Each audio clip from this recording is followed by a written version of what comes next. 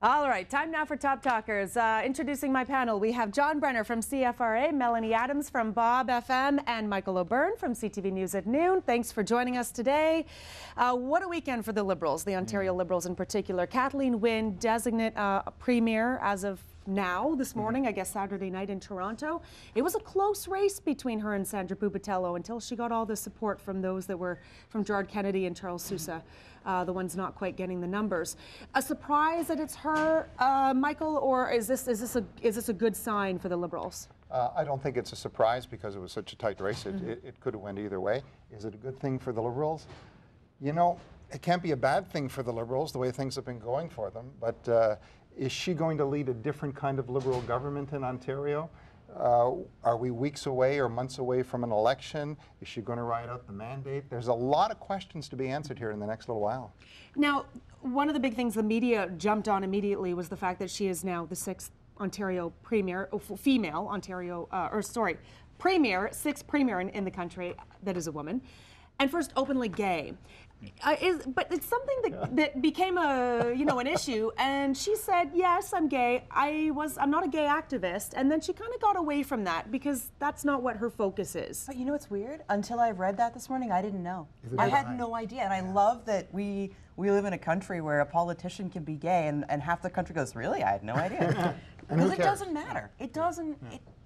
And should that issue kind of be pushed aside and we get to the focus here of the matter? No. I mean, there are way bigger things. I mean, that affects her.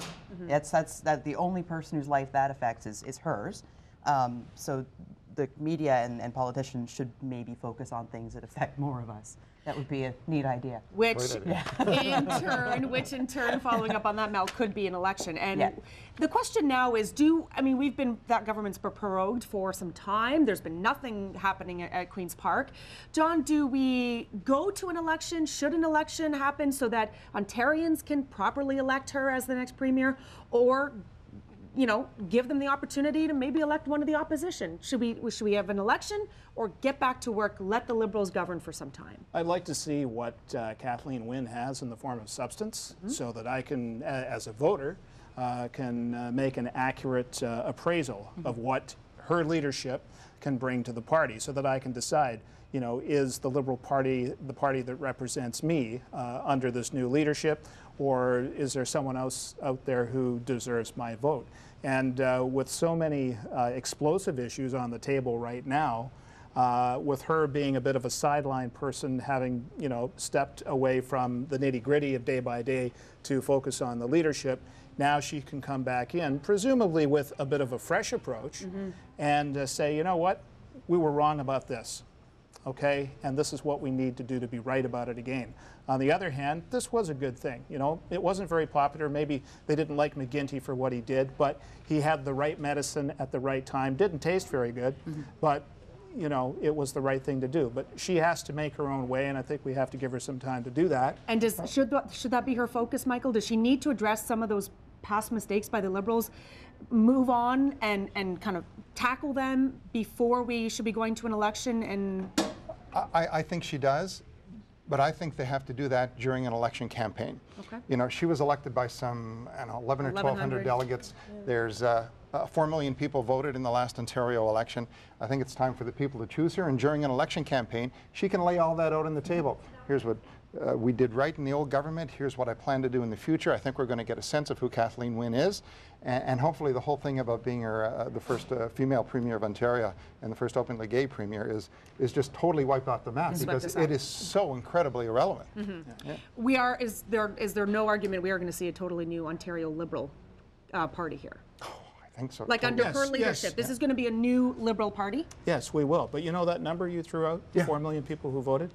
That's why I think we need to wait, because there are 12 million people in this province, and only 4 million of them voted.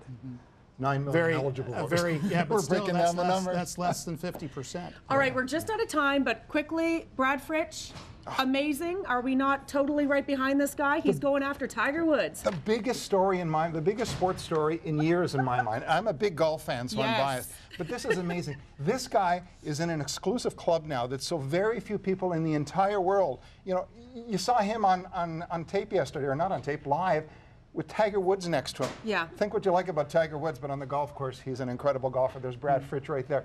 This is a huge story, I Yes. believe. Yeah. But wait, they called it for darkness? Like, has nobody ever heard of night golf? There's a course in Ottawa, actually, that's like... Yeah, come on. You get the glow ball out, you're in business. Keep going. All right, well, he's back out there today, so I'm sure a lot of people will be tuning in. Not too much work getting done, I think, in many offices. No. People watching the If TV. he finishes fourth, which he's in right now, Yeah. he'll make around $250,000, which is more than he made last year, and I think it's going to be close enough for him to qualify for next year's. This is a big, big day for Brad. Well, we know what Michael O'Byrne will be doing outside of reading the news. Got to get my story done quickly for 6 tonight. Yeah. Hey, golf is important to a lot of people in this building. All right, that's Top Talkers for today. Thanks very much to my panel. We're going to take a break, and we'll be back with more on 51 Live after this.